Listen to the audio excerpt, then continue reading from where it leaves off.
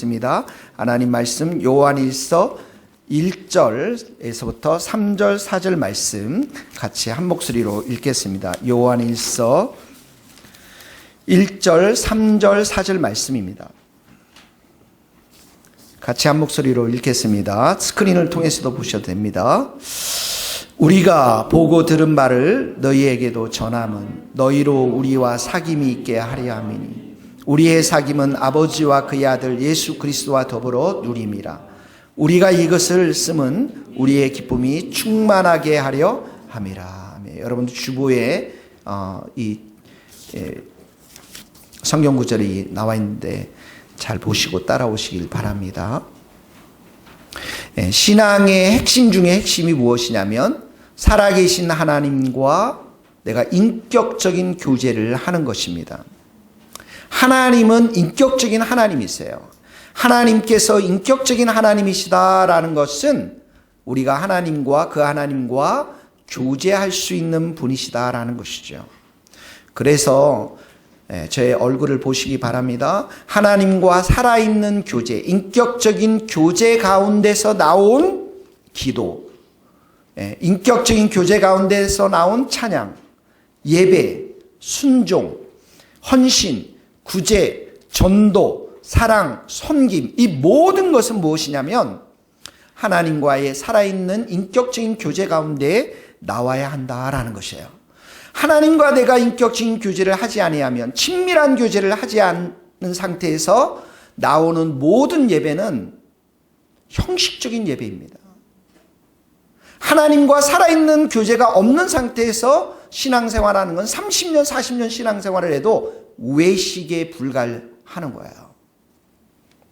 하나님은 옛적에도 계셨고 지금도 살아계시고 지금도 왕으로 우리를 통치하시는 분이신 줄 믿습니다. 예수님은 어제도 계셨고 오늘도 계시고 영원히 계시는 분이심을 우리가 믿습니다. 거기 읽겠습니다. 거기 한번 성경 읽어보죠. 계시록 11장 옛적에도 시작. 옛적에도 계셨고 지금도 계신 주 하나님 곧 전능하신 이여 친히 큰 권능을 잡으시고 왕노릇 하시도다. 예수 그리스도는 어제나 오늘이나 영원토록 동일하시느니라. 그래서 종교적인 의무를 가지고 교회를 섬기면 교육자들이 이렇게 종교적인 의무로 설교하고 교회를 섬기면 번아웃, 영적으로 탈진 상태에 오는 거예요. 인격적이신 그분과 내가 친밀히 교제할 때 하나님은 우리에게 우리의 마음속에 생명력을 주시고 힘을 주시고 활기를 주시고 소망을 주시고 이 세상을 이겨나갈 능력을 공급해 주실 줄 믿습니다. 그래서 우리에게 하나님과 내가 친밀한 교제 가운데 신앙생활하는 것, 이것이 바로 신앙생활의 핵심입니다. 성경은 하나님과의 친밀한 교제가 얼마나 중요한지를 곳곳에 이렇게 우리에게 말씀하고 있습니다. 제일 먼저 말씀하는 게 뭐냐면 하나님이 창세기에 제일 먼저 등장하는 게 뭐냐면 하나님이 우리를 하나님의 형상으로 만들었다 이렇게 나와 있어요. 하나님의 형상. 거기 한번 읽어보겠습니다. 창세기 1장 26절 하나님이 시작. 하나님이 이르시되 우리의 형상을 따라 우리의 모양대로 우리가 사람을 만들고 하나님이 자기 형상 곧 하나님의 형상대로 사람을 창조하시되 남자와 여자를 창조하시고 하나님의 형상대로 우리가 지음을 받았다라는 것은 하나님이 인격적이신 하나님이시고 우리도 이런 인격이 우리 가운데 있어서 하나님과 우리가 교제할 수 있도록 지음을 받았다라는 거예요. 하나님이 우리를 만드실 때 마치 기계적으로 자판기에서 커피를 뽑아 먹듯이 돈 100원 넣으면 자판기에 커피가 나오듯이 우리를 그렇게 만들지 아니하시고 하나님은 우리에게 자유의 의지를 주셔서 왜 이 자유의지를 주셨어요? 하나님이 얼마나 선하신 분이신가, 하나님이 얼마나 좋으신 분이신가 체험하고 교제하면서 알아가면서 그 하나님을 예배하도록 경배하도록 하나님의 형상대로 우리를 지으셨다라는 거예요. 그래서 하나님의 형상대로 우리를 지었다라는 그 말 속에 가장 중요한 건 뭐냐면 인격적인 관계를 우리가 맺을 수 있다는, 하나님과 함께. 하나님은 우리에게 이렇게 형상대로 만들면서, 하나님의 형상대로 만들면서 모든 에덴의 동산의 열매 다 먹을 수 있는데 선악을 분별하는 그 나무 따먹지 말라라고 말씀을 하셨습니다. 왜 그런 말씀을 하셨을까요, 여러분? 하나님은 우리가 인격적인 분으로 친밀한 교제를 나눌 수 있고, 심지어 예수님은 우리에게 뭐라고 말씀하시냐면 너희는 더 이상 종이 아니라 내 친구다라고 말씀하셨어요. 종은 하나님의 뜻을 알지 못하지만 친구는 내 아버지의, 예수님께서 아버지께 들은 모든 것을 다 알려주는 그런 인격적인 친구가 될 수 있다라고 예수님께서 말씀하셨는데,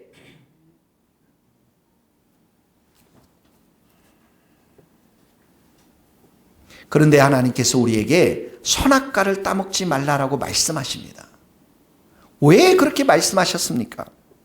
하나님은 우리가 가까이 가실 수 있는 분이고, 우리가 마음껏 그분의 사랑과 은혜 가운데 관계를 맺으면서 친구로 지낼 수도 있는 분이시지만, 하나님은 창조주 하나님이세요.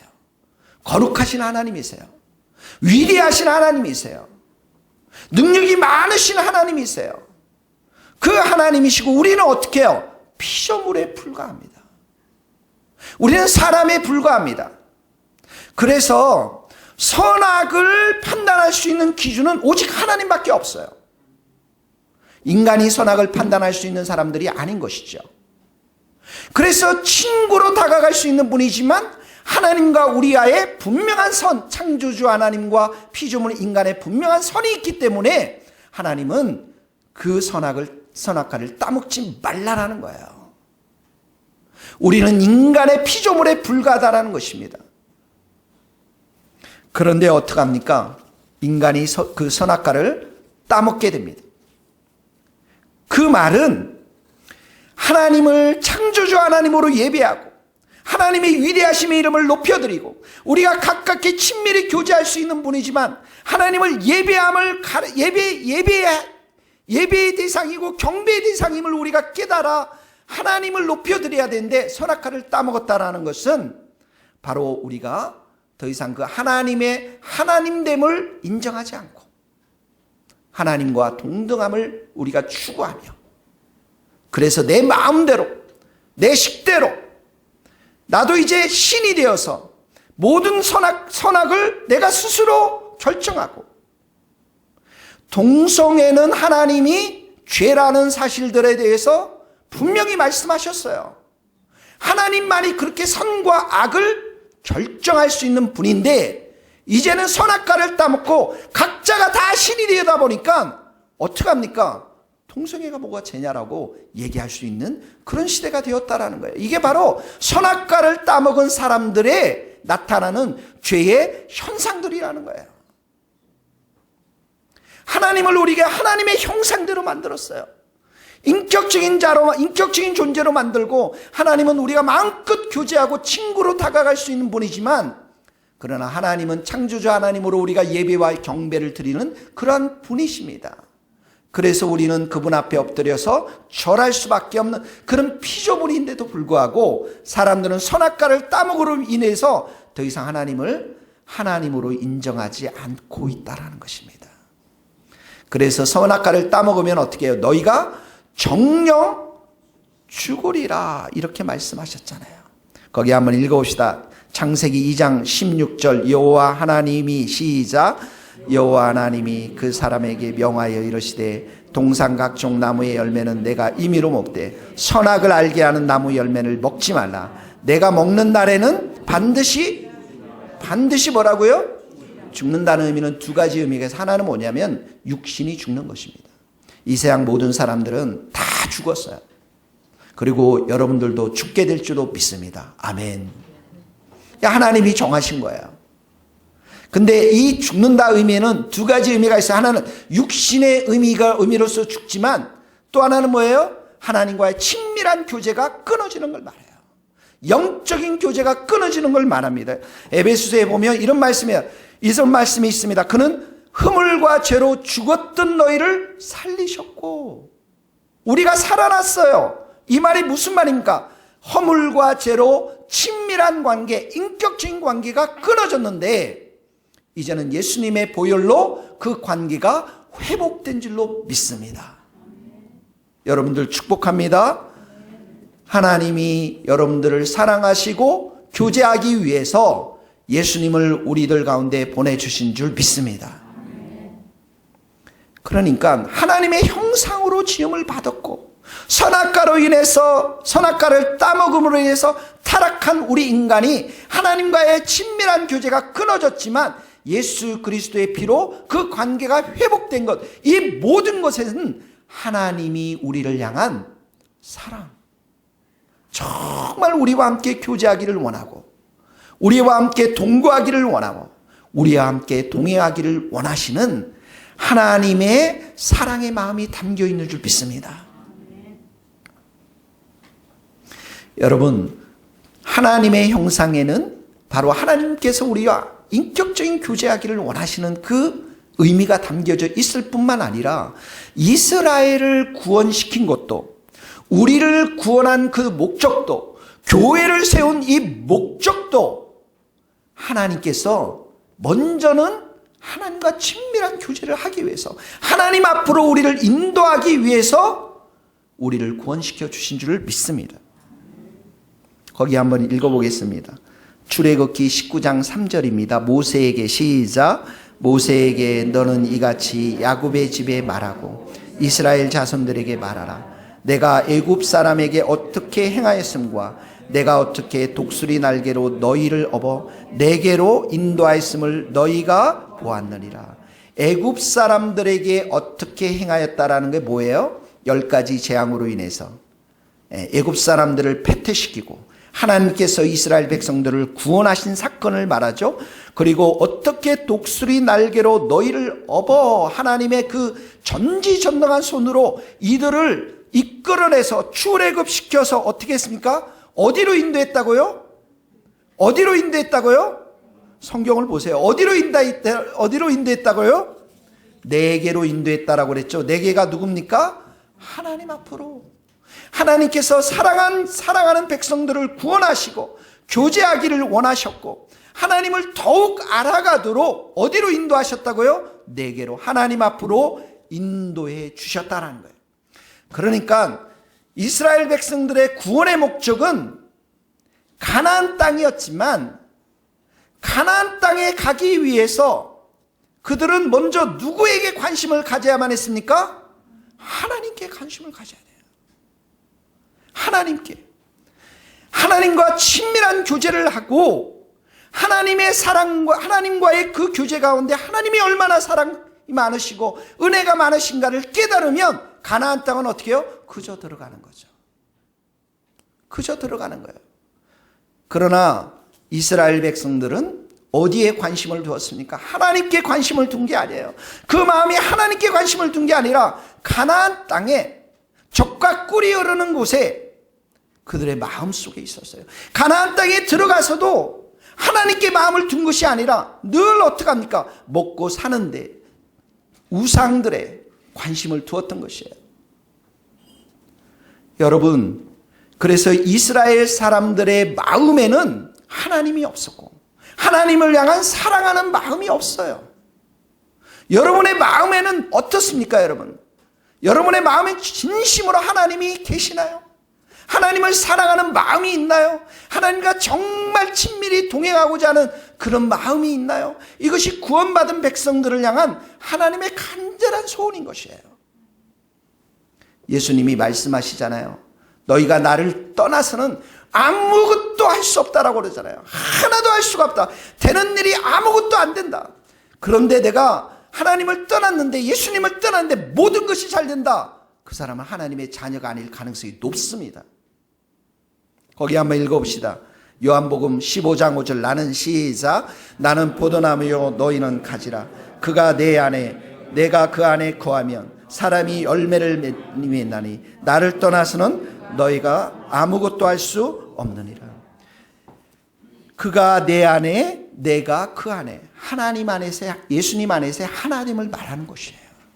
그러니까 우리가 예수님 품 안에 있으면, 예수님과 친밀히 동행하면 어떻게 해요? 삶 속에서 열매를 많이 맺지만 주님을 떠나면 어떻게 해요? 삶 속에서 쭉쟁이밖에 우리가 맺을 게 없다라는 거예요.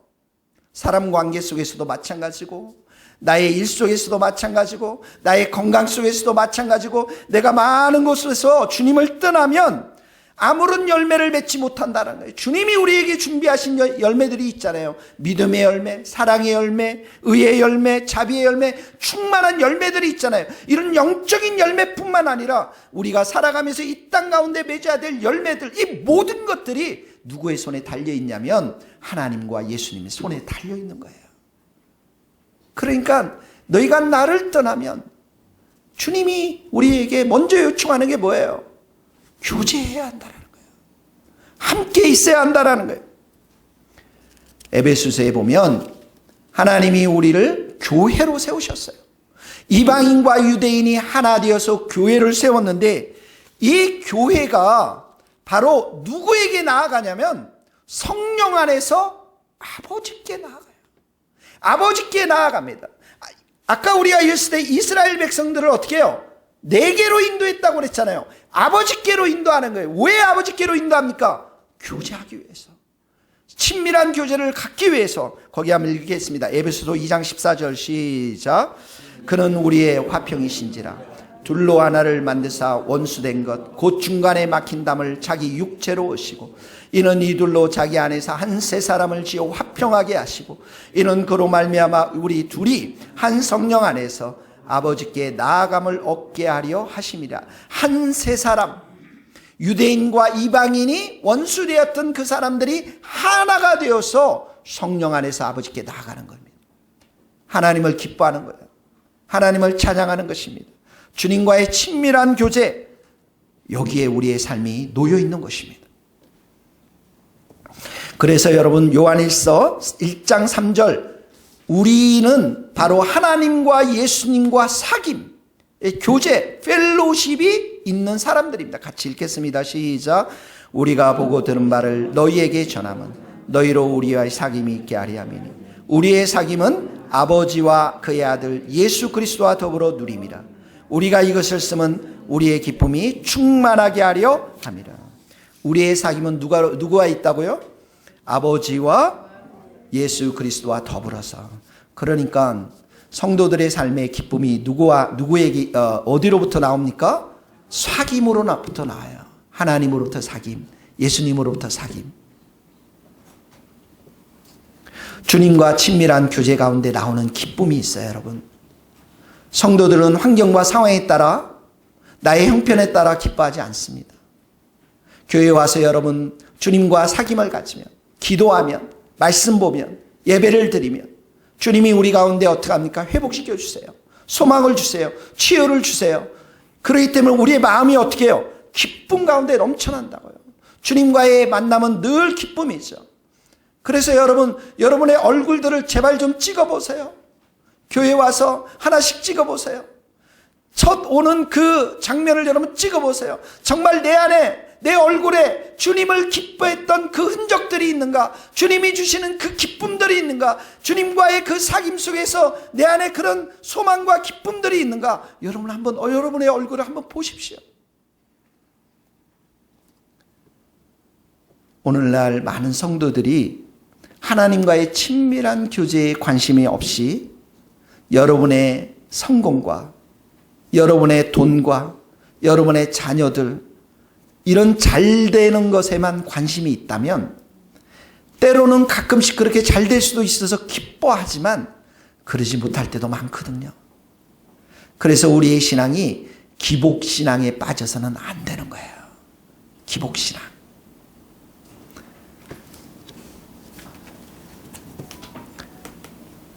눈 좀 떠보세요.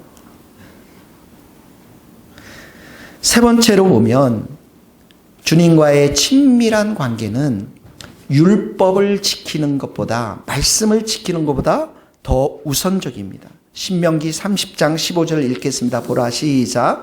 보라, 내가 오늘 생명과 복과 사망과 화를 내 앞에 두었나니 곧 내가 오늘 내게 명령하여 내 하나님 여호와를 사랑하고 그 모든 길로 행하며 그의 명령과 규례와 법도를 지키라. 이 본문에 보면 너희가 모든 길로 행하고 명령과 규례와 법도를 지켜야 하나님이 우리의 생명과 복을 누릴 수 있다고 이렇게 기록한 것처럼 보입니다. 근데 제일 먼저 등장하는 게 뭡니까? 내 하나님 여호와를 사랑하고. 우리 성도들은 자꾸만 말씀을 지키려고 노력을 합니다. 하나님 말씀을, 십계명이나 말씀들을 지키려고 많이 노력을 합니다. 그래서 명령과 규례를 내가 지키면서 하나님의 자녀됨을 확인하고 싶고 하나님을 사랑하려고 합니다. 그런데 어떻게 해요? 실패합니다. 그럼 또 교회 와서 어떻게 해요? 또 회개합니다. 그럼 다음에 또 나가서 어떻게 해요? 또 노력합니다. 그리고 또 어떻게 해요? 또 실패합니다. 그러니까 계속해서 이러한 자기의 노력의 삶을 억지로 하고 있는 신앙생활, 이것이 바로 율법주의 신앙인 것이에요. 하나님과의 친밀한 교제가 먼저 있어야만, 내가 정말 하나님을 사랑하고 하나님이 나를 사랑함을 그 친밀한 교제 속에서 확인될 때 자연스럽게 나타나는 현상이 뭐냐면 말씀을 지키게 되는 거예요. 왜 그렇습니까? 하나님은 그 친밀한 교제 가운데 우리에게 힘을 주시고 은혜를 주시고 순종의 마음들을 주시기 때문에 그러는 거예요. 그래서 여러분, 내가 마음속에 진짜 하나님을 사랑하는 마음이 없이, 내가 하나님과 친밀한 교제 없이 교회를 다니고 말씀을 내 힘으로 지키려고 노력하는 사람들을 성경에는 외식주의자다 이렇게 말하고 있어요. 바리새인들이 그랬잖아요. 바리새인들은 얼마나 말씀을 지키려고 애를 썼습니까? 그런데 하나님께서는, 예수님께서는 그 바리새인들을 향해서 그 안에 탐욕과 방탕이 아주 가득하고 외식주의자다라고 말하면서 한마디로 말한 게 뭐냐면 하나님을 사랑하는 것이 너희 속에 없다라고 말씀하거든요. 거기 한번 읽어봅시다. 화 있을진저, 시작. 화 있을진저 외식하는 서기관들과 바리새인들이여, 잔과 대접에 그천 깨끗이 하되 그 안에는 탐욕과 방탕으로 가득하게 됩니다. 다만 하나님을 사랑하는 것이 너희 속에 없음을 알았노라. 여러분, 하나님을 사랑하는 마음이 없이 하나님과 친밀한 교제가 없으면 하나님의 뜻이 어디 있는지도 몰라요. 나를 향한, 교회를 향한 하나님의 길이 어디 있는지도 몰라요. 하나님의 구원의 길이 어디 있는지도 모릅니다.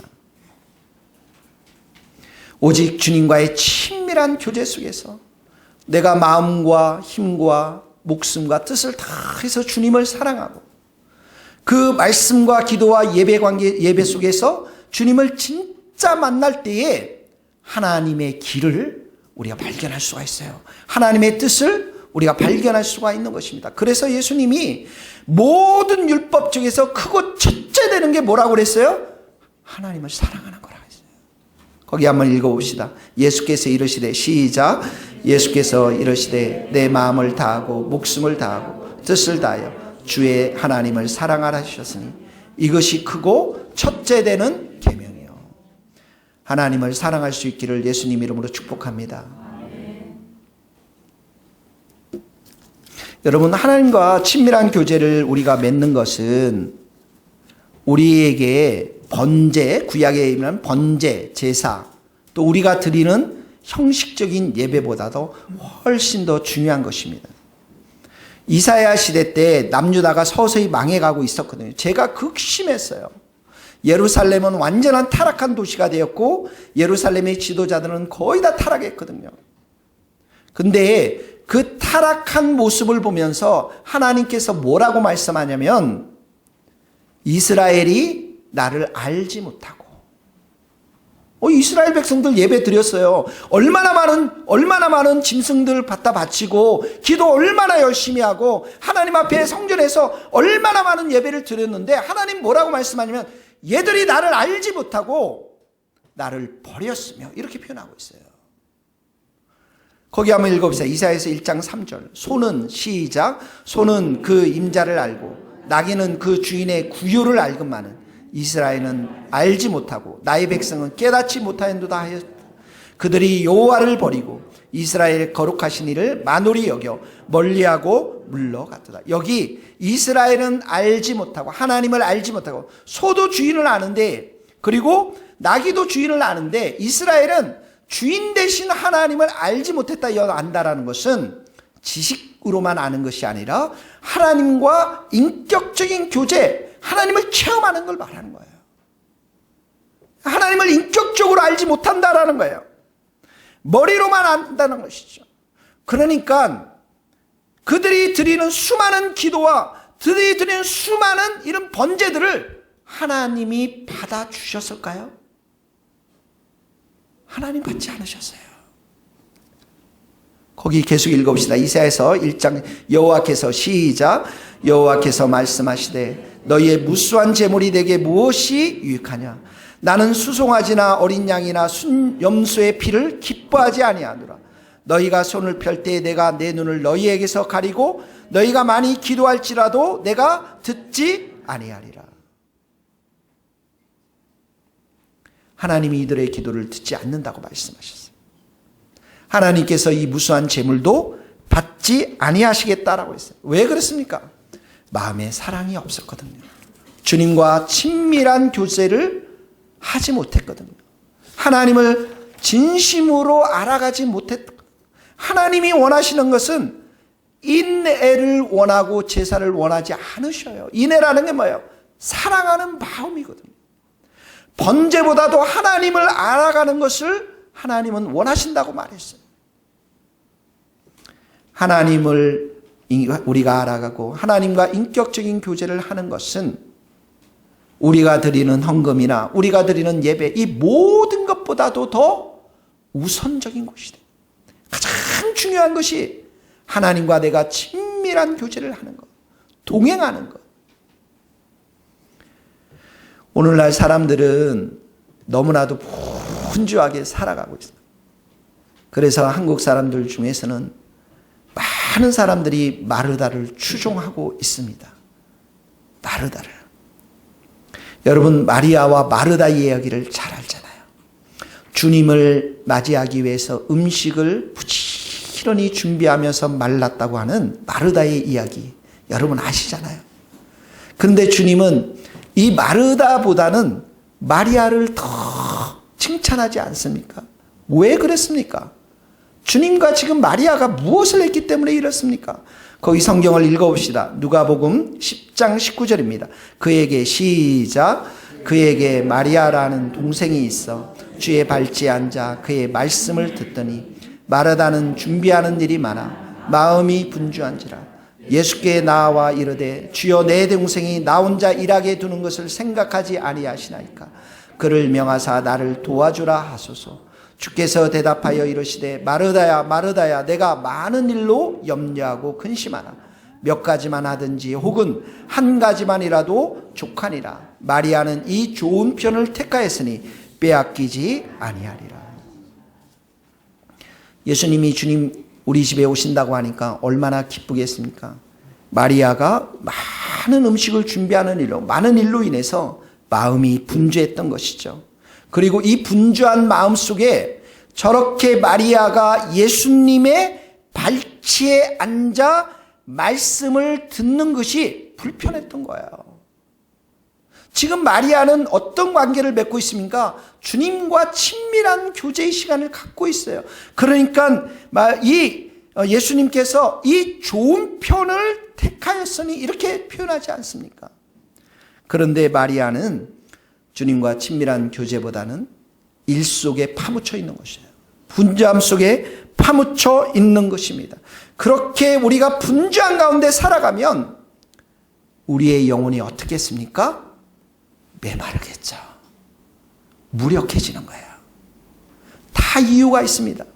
공부해야 될 이유가 있고 일해야 될 이유가 있고 잠자야 될 이유가 있고 직장에서 일해야 될 모든 이유들이 다 있습니다. 그 모든 이유들은 우리의 삶을 어떻게 해요? 분주하게 만듭니다.